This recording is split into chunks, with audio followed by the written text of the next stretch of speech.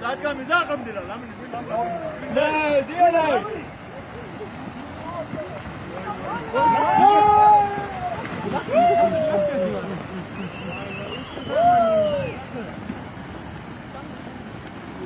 Vay be, bos diyor kan. Sedikit aslan. Bu duadır zaman yarın ilk. Baba tak beni, wir kitte bas.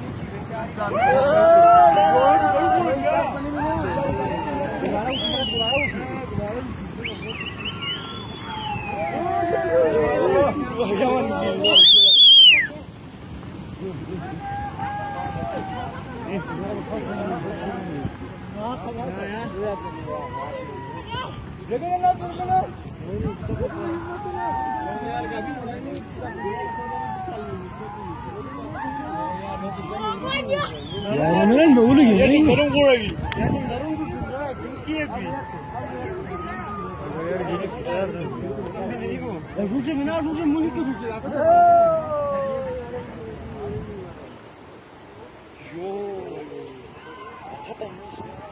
Onu bu tanıyorsun, Allah ya.